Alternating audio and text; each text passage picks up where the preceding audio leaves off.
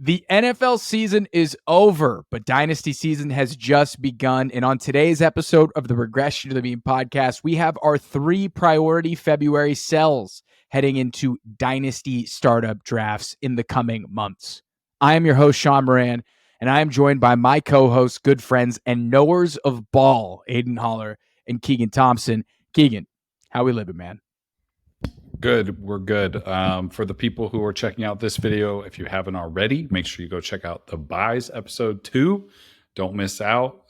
Just want to give a quick shout out to that. But yeah, I'm good. Just happy to talk some football. It feels like we haven't talked for a while. I mean, we have because we've conversed about the Super Bowl and talked about that, but it feels like we haven't potted in a while. So it's good to be back. What's the Super Bowl? What's that? Don't ask me and Aidan. What's that? Oh, I had a blast. Me and Keegan were tossing back Mexican lagers, just absolutely hanging, just stress-free. I Euro'd a stranger or two in the bar. I'm doing well, though. Yeah, as Keegan mentioned, go check out our buys. Go see what we're doing. ADP's all over the place. We are in the true heart of the off season now. And now we've got some sales, too. It is not all sunflowers. It is not all sunflowers, indeed. Today's episode is a follow-up to our January buys and sells series where Aidan and I talked through some of our favorite players we wanted to acquire, some of our favorite players that we're looking to trade or fade. That was immediately following the 2023 regular fantasy season. If you haven't watched those videos yet, go ahead, check them out. They are in our podcast feed on our YouTube channel. A lot of it is still super relevant, so we recommend you go check those out. But we are back again today with another round of buys and sells. 1, because Keegan wasn't on them, so we need Keegan's takes. It's not RTM without Keegan. And 2, Sleeper's Dynasty ADP is changing like every day. I feel like it's getting a little bit stickier as we get closer to May, June, as these Dynasty startups start to solidify. And I feel like it's a really important time to take a pause, take a look at the fantasy market, and get a better understanding of how we can appropriately value some of these most important fantasy assets. So we thought it'd be a lot of fun if we got on here, talked about some of our biggest fades at startup ADPs, argue about them. It's going to be a great time. But before we dive in, if you are part of the 70% of people who are watching this video and have not yet subscribed, go ahead, hit the subscribe button. It is the number one way that you can support us in this podcast. So if you like this content, you haven't subscribed yet, go ahead. You know what to do. We appreciate you. Secondly, we want to thank all of the meme team for helping us get to 1,000 subscribers last week. We make this content as a passion project, and we just really can't thank you enough for giving us this platform to talk ball and hang out with all of you. You guys are the best. So thank you. It was a really big deal to get over 1K. And we were pretty juiced. We were pretty juiced in our group chat. I'm not going to lie. All right, boys. We ready to dive in? Let's do this thing. All right, Keegan. We're giving you the reins first. Who are you selling at ADP? This is good. Of course, I'm going to go first because I am 100% sure this will be the most controversial sell on this episode. Because I am about to tell you why you should sell the RB7 in Sleeper ADP and the RB6 on Keep Trade Cut. Today, the man behind the mask is Kyren Williams. Let's go. Gimme. Gimme. Sell him to me. Yeah. I want him. I want all of him. I get it. Why would you sell one of the best running backs from 2023? Like, running backs are so far and few in between that actually contribute the way that Kyren Williams does. 21.7 points per game, only behind CMC. The guy was electric, but there is going to be, or there will not ever be a better time to sell a player like Kyren Williams, a player who is still young, but he's not super young. He's also not ever, I think, going to be more valuable than Brees, Jahmyr Gibbs, Bijan, like running backs in that territory. His value on Keep Trade Cut is actually right about the highest it's ever been. It's a little bit lower than his peak, but he's stayed consistently pretty high through the offseason. His positional value at RB6 is the highest it actually has ever been on Keep Trade Cut. But let's talk about a couple of reasons why I think, outside of it just being him insane value right now. No more Zach Robinson. The departure of Zach Robinson will definitely hurt and their offense will change. We do know that Sean McVay has a history of having a workhorse running back. He did it with Todd Gurley, but then there was a couple of years we didn't really have one. Is it because of situation? Is it because of player talent on his team? We're not really sure. If you look at Kyren and his success, he had the whole role to himself because there wasn't a lot of competition. I'm not trying to knock him for his talent. I think it's a mix of him having a great opportunity, seizing it, playing well, but also there not being a consistent amount of competition to even take him off the field. Like they weren't even trying to work other running backs in this year. Also, he ran pretty hot in 2023. Only 6 running backs reached 100 carries and scored on a higher percentage of their touches than his. He was scoring at 5.8% of his touches, which is insane. He's also tied for 5th in rushing touchdowns while just ranking 13th in carries. And on the receiving side of it, he was tied for 9th in receiving touchdowns on the 28th most receptions. So there is touchdown regression to come. I loved the player. I actually talked about how much I liked him in our Dynasty rankings for running back videos. So make sure you go watch that if you haven't seen it yet. But this is all about selling high, high, high. Selling a running back like Kyren Williams right now could get you a boatload of players. It could get you a player, if you haven't watched the buy episode, that I mentioned in my buys in Drake London. Those 2 players are priced similarly around each other. You could go ahead and flip Kyren after his amazing season for Drake London. And maybe somebody loves Kyren so much, you can get Drake and plus a supplemental running back. You could easily, in my mind, get a mid-2024 first for Kyren Williams. Like the value around him is absolutely insane right now. And to me, this is a perfect time to sell high. There's no guarantee that he repeats his season from last year. There's also no guarantee that he doesn't. But running backs, as we know, are extremely volatile. There are very few who are consistent year in and year out, especially running backs that kind of seem to come out of nowhere, like Kyren. Like you could be having another year of amazing production from him, but will it be as good as last year? I'm not sure he could ever replicate that season on a points per game basis. So why not sell now when he's at its peak? Like don't be holding the Kyren stock to the point where your returns are a second or a third or some far less players.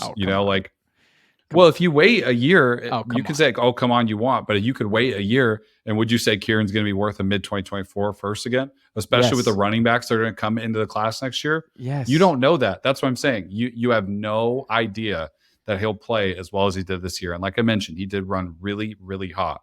So if you were going to sell him, I would say now. Because there's no injury scare. There's no reports on camp usage. Like there's nothing but positive vibes around him. So why not sell him now when you can? Because he's the next Austin Eckler. That's why you don't trade him. Whoa. That's why. His profile is super similar. A guaranteed Austin Eckler. He's the next Austin Eckler. Last season. Not at all. Okay, stealing signals from RotoViz, right? It's Shaun Siegel does this amazing tool. And he essentially has this thing called high value touches. These are green zone touches. So touches within the 10-yard line plus receptions. So touchdown potential and pass catching upside are the keys to RB upside and PPR. This is the note on their website. In 2023, the percentage of teams' high-value touches, Kyren Williams had an 86%. He had 86% of his team's high-value touches, and he only played in 12 games because of a high ankle sprain. The only person he was behind was Christian McCaffrey. And you look at the list, Christian McCaffrey, Kyren Williams, Austin Eckler, Rashad White, Alvin Kamara, Joe Mixon. You look at 2022, if you look at the people who are on this list, it's Christian McCaffrey, Austin Eckler, Alvin Kamara, Joe Mixon, James Conner. You look at 2021, it's a pretty similar thing. You see Austin Eckler, Alvin Kamara, Christian McCaffrey. You see a lot of people that seem to go on this list year over year. He has the continuity of being a year 3 back under Sean McVay in an offense where they want to pound on the rock. And he just is the engine of that offense.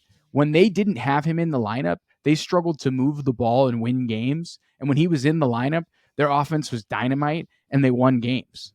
I think Kyren Williams is beyond just a fantasy asset. This guy's legit a really good football player. Sure, you could sell him at a potential high. I get that.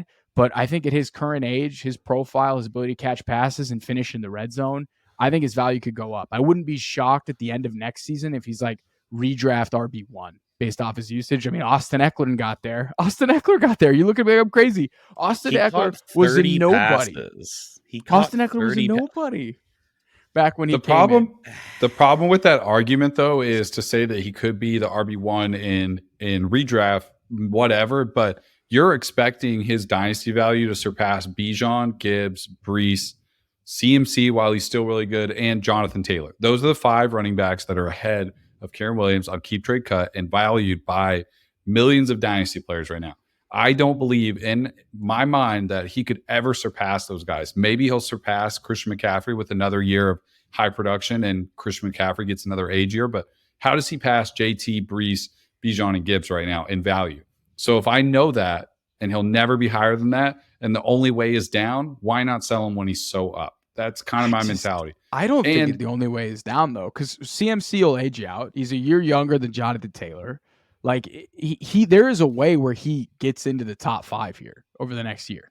Really, he can. Sean I mean, McVay's gonna everything run would him into have the to go ground. perfect. Everything would have to go perfect for that to They're happen. gonna That's run why I'm him saying into the freaking ground, man. He is a walking injury log. Like, no, I can't All count running him to backs play are. more than 10 games. No, he's different.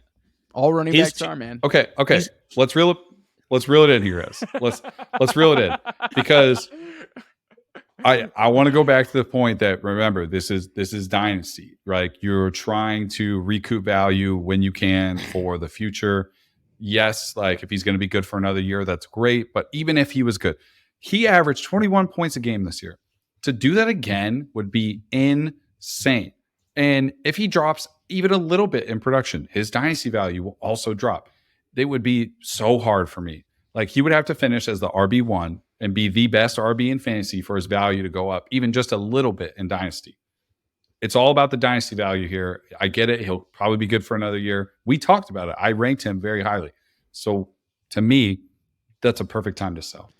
I will say, and I agree the dynasty argument, but you said that 21-point threshold. Only 5 running backs have cleared that over the past 3 years. Those running backs are JT, Austin Eckler, Christian McCaffrey, and Kyren Williams. There are only 5 running back seasons, and it was only 4 of them. Like, that's a pretty big list to be a part of, and great list to be a part of. Yeah, and he but didn't do it with unsustainable receiver production either. So it's like, but that helps my argument. You're saying it's actually so difficult that the instances only happen a couple times. That's my argument. It won't happen again like that. But CMC, Eckler, they've repeated that multiple times. So what I'm saying is he might just be in that mold, and we don't know that yet. So that's why I think it's just an agree to disagree here. I think that if you get like a high-end first-round pick for it's a disagree Kyren Williams, to disagree. I guess. Like, whatever. I mean, whatever. 2 versus 1, we win. Oh, okay. All right. No, I'm kidding. All right. No, I'm kidding. No, I'm okay. kidding. That's my case. The season he had in year 2 is very indicative that he can continue that success just from the historical precedent. He could. He definitely could. All right.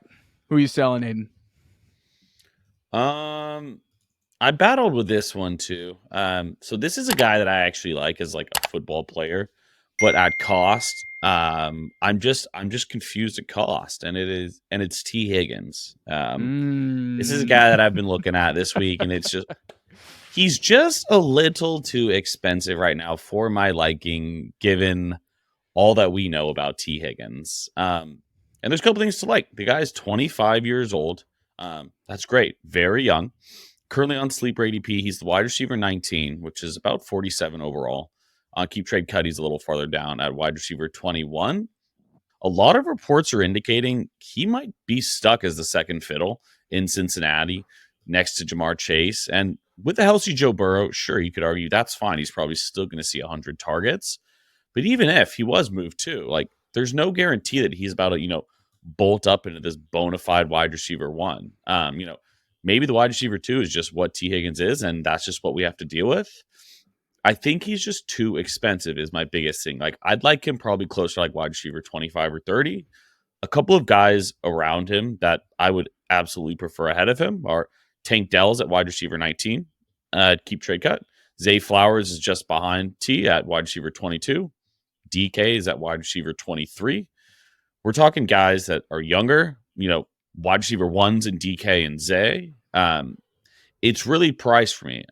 I like T. Higgins. I really like him as a football player, but I think currently right now where he's priced in terms of dynasty, it's a bit rich for me. I know Shaun hates him too, so I think I might have him on my side here, but curious. I don't hate him. How are you guys approaching T. Higgins right now? He's just like a wide receiver too. If he stays with the Bengals, like you know what you're gonna get. He'll have some really big weeks. He was awesome in that game. I think when Jamar Chase got hurt, he had an incredible touchdown. T's a great talent. I'd love to see him be the wide receiver one somewhere. If he's not, he's just gonna be kind of week in and week out inconsistent and frustrating and stealing targets from Jamar Chase. In my opinion, it would be cool if we let him play somewhere else. But I feel like his brand is really strong and his production hasn't matched necessarily his brand or his skill, if that makes sense. Yeah, he's just too expensive. Fun football player to watch, but it just you could get like a younger wide receiver one on their respective rosters. It just that the price is confusing a bit to me. Like you could potentially get like a late one, early two, kind of depending on who's in your league. Maybe you're packaging, someone else plus a pick. I don't know. I think it's just too high for me right now. Would you rather have Rashee Rice or T. Higgins? Oh, Rashee Rice. Would you rather have T. Higgins or Calvin Ridley? T. Higgins. T. Higgins. Would you rather have Jordan Addison or T. Higgins? T. Higgins, same situation. T. Zay Higgins. Flowers or T. Higgins? Zay Flowers.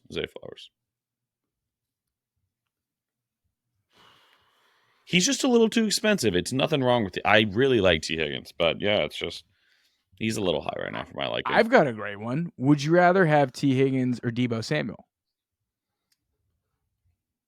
Deebo. Probably Deebo, I think.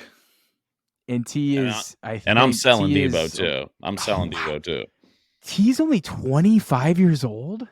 He's young. Oh, Yeah, he's wow. young. That changes the calculus a little bit. Him and DK Metcalf being right next to each other right now, keep trade cut is kind of poetic. That feels like very right. It just feels like DK is such a no-brainer there, like in terms of who I'd rather have. I want like the alpha in the offense versus, number two.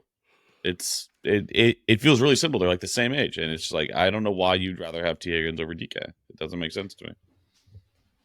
I'd rather have Michael Pittman over T. Higgins too. Yeah, T. Higgins is in a weird spot. Dude, Michael Pittman just caught 100+ passes. Yeah, as the one in that offense. Yeah, dude. Yeah. Hell yeah, that's 10 out of 10 for me. We're all down on T. This is awesome. This is great. Yeah, this is becoming. I'm not that down, but yeah, you're welcoming us with flyers and balloons. You're like, welcome to the fuck Zach Taylor quote. I think I'm kind of in now on him a little bit more in Dynasty because he's 25 years old, and I think if he does become the wide receiver one in an offense, I'd be intrigued. My spidey sense. Just say it. Just say it. Carolina. Send him. I was like, just get it out, dude. Get him in Dave Canellis' offense. Let him play the Mike Evans role, and we are cooking, baby. We are cooking with gas. Get T on that team. His dynasty value would. You think it would plummet if he became the wide receiver one on a bad team, or would go up? Oh, yeah. Would I rather have Joe Burrow throw him the football 8 times a game, or would I rather have a 12-year-old throw him the football 15 times a game? Oh man, he will get more consistent volume. He would get more consistent volume there, which definitely helps his value. I don't know. I don't know. I'm a big believer in Dave Canellis. He made Rashad White my sweet prince. So I do like Mr. Canellis. Yeah, we'll stay at Dave Canellis. Last sell of the day here. This one I think it's a bit controversial to football nerds, especially football nerds that love ranking quarterbacks out of the context of their offense based off the fact that they can layer a ball 30 yards down the sideline in between 2 defenders because the only thing that matters in the NFL is arm talent. I'm not a 49er fan or a Brock Purdy fan by any way, but I'm not salty at the quarterback rankings from Stephen Rees and Derek Klassen otherwise, but this is a fan favorite. He's a broken man of quarterback rankings, and that is none other than the quarterback of the Jacksonville Jaguars, Trevor Lawrence, whose current sleeper superflex ADP is 14, and he is currently the QB 10 on Keep Trade Cut. So I'm going to start things off with 2 caveats here with Trevor Lawrence. I think Trevor Lawrence is immensely talented. 2, I was touting him as a dark horse for leading the NFL in passing last season. And after the dud he put up in year 3, which was supposed to be his big year 3 breakout, it's kind of hard for me to justify taking him ahead of Breece Hall, Jahmyr Gibbs, A.J. Brown, Kyler Murray, and even Dak Prescott. Like I can't even get there with those guys. And I get it. You can make all the excuses in the world with Trevor. He was banged up last year, super injured. I get that Christian got hurt last year, which really sunk their offense. He didn't really mesh with Calvin Ridley coming off that suspension. His O-line was banged up and terrible. And for whatever explicable reason, Doug Peterson gave up play calling. He let Press Taylor be the OC. I have no idea why Doug gave up play calling after just having a masterclass of 2022 to end the season. But with all of that taken into context, are we sure that Trevor Lawrence is going to be a killer fantasy quarterback? Not a good quarterback, but are we sure he's going to be a good fantasy quarterback at some point? I don't know. The decision making is a problem with him. It's becoming a huge issue. In the red zone too. He just turns over the ball way too much via fumbles and INTs, and it's just. But like he can make every throw on the field, like you said. Like some of the throws he makes, he had some bad drops last year too that probably make his numbers look quite a bit better. We don't know who wide receiver 2 is at this point. We've just pretty much got Christian Kirk and Zay Jones. You've got Evan Ingram, ETN, still a pretty good offense. Don't get me wrong. You really need another wide receiver in that offense to carry the load. But I don't know, to your point. I think we were all super high on that offense last year and got burned for the most part, unless you own Christian Kirk, which then he got hurt, which was a bummer. But I don't know. I don't know about Trevor Lawrence. I think that entire class gets a ton of shit, and like no one really gives Trevor Lawrence shit, and like we're kind of getting to the point where it's time to do that. Like if he drops another stinker next year, we're like the dialogue needs to be very heard with Trevor Lawrence. And for context, I asked that question because I pulled QBs selected in the first round. Trevor Lawrence's best season, his fantasy points per game was 17.4 fantasy points. In StatHead's like pro football databases, like whole entire database they have, out of first round quarterbacks taken, that's 17.4. That is the 140th best out of 165 total round 1 seasons from QBs. Is that right? Yeah. His 17.4 is the most points he's ever scored, like averaged per game in a season. Yeah. That is 140 out of 165. From QBs selected in the top 5 picks, Trevor Lawrence's best season, that 17.4 fantasy points per game, is currently 79th out of 96 total seasons. He already had Jordan Love have a way better year than him in fantasy. I'm not saying Jordan Love's a better quarterback. Jordan Love just put out a way better fantasy season in his first year than what Trevor Lawrence has done so far. It's like any way you shake it from a fantasy perspective, because Trevor had an amazing 2022 back half, and he had that great comeback. He did throw 4 picks, but he had that great comeback, and then he went toe-to-toe with Mahomes in Kansas City for 3 quarters. It's like we know Trevor Lawrence is a good quarterback. But this Jaguars organization's kind of a hot mess.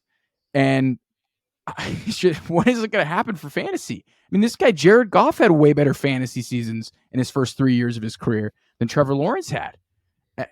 At some point, the rubber's got to meet the road. Trevor's got to put up a 20-point season. Wow, that's continuing to rank there. Him. I haven't said a single word while you guys were talking about that, and then rubber meets the road just got me fired up. What are your thoughts? Are you going to defend Mr. Lawrence? No, I'm not. No, I have no way to, I think, defend him right now. It sucks because you're selling him at his all-time low, like dynasty value for sure. So I guess it is like literally, I'm looking at the charts right now. It is his peak low dynasty value. It's like he's been QB 11 at the lowest, but he's QB 10 right now. I don't know like what happens in the second part of his career, but he's just not a fantasy quarterback right now from what we've seen. The 17 points a game is like, you're right. Like he's not even much of like a winning NFL quarterback though. Like you say, like 10 games. He had that 10-game stretch in 2022. But again, rookie year Urban Meyer, throw it out. That's a complete shit show. Last year, kind of a shit show. So maybe this time next year, it's just like Lawrence got unlucky. He's incredible. He proved all the doubters wrong. But right now, if I'm going into a dynasty startup, I think people will feel the pressure to take Lawrence because it's like, I need a quarterback. Like I desperately need a QB in this first round. Go take a stud running back. Go take AJ Brown. Like you can build your team in a different way. You don't need to take Lawrence 14th off the board right now. It's kind of where I'm at. Yeah, no, you can make an argument either way. If you're selling, you're not getting much. Like you're selling it as Superflex, you still will because you know the 2 QB aspect of it, and you'll get some extra value there. If you're in a 1 QB league, selling Trevor Lawrence is are going to be a little bit harder. But yeah, 2 QB, I Yeah. think you still get a good return for him. QBs are also just so important. But yeah, he just hasn't put it together in terms of fantasy. He's had some bright spots, but And maybe that's the year. Like to Keegan's point too, like he's a decent buy low candidate. Yeah. You know, he's a cheap QB. Still, he's 24 years old. How old is he? 25. Yeah, he's still super young. He's still at super oldest. young. You know, He so- hasn't even on the second contract yet. he's a hard eval right now. You could trade like if you were trying to sell Trevor, you could sell Trevor for like Brock and supplemental piece. You know, you could probably just flip somebody straight up Trevor and Kyler if you wanted. You know, some of those quarterbacks that are around him. Tua's cheaper, and we know he has like fantasy production in his kind of realm of possibilities as well. You could trade Trevor for Tua plus. You know, there are some ways to stay basically the same, maybe even improve just based off keep trade value I'm looking at the quarterback position and add another piece. And Trevor Lawrence has a really great like draft capital name brand at the quarterback position. So I don't hate the idea to sell him. Or would you trade him for a spot to get Drake May or Jaden Daniels? That's the question. Like, would you restart the clock? Hell yeah. What? I think I'd do it. I think I'd trade Lawrence for Jaden or Drake. I think that I'd is do it. such a no-brainer for me. Hell yeah, I'm doing that. Tough question to answer until I know draft where they land. Where they land, yeah. I think that's a very fair point. I think I would do it for sure. I'm restarting it. For sure. Yeah. You're getting 4 more years at GM. Come on. You easy. Yeah, I'm locked into the seat. Poles. Yeah. No. All Poles. right, offline. That is going to do it for sells. We are selling Trevor Lawrence. We are selling Kyren Williams. And we are selling Mr. T. Higgins. Thank you, everybody, for tuning in. We appreciate you as always. If you have any Dynasty-related questions, drop them in the comments below. Don't forget to subscribe to this channel if you have not yet. Again, we appreciate you being a part of the Mean Team. Until next time.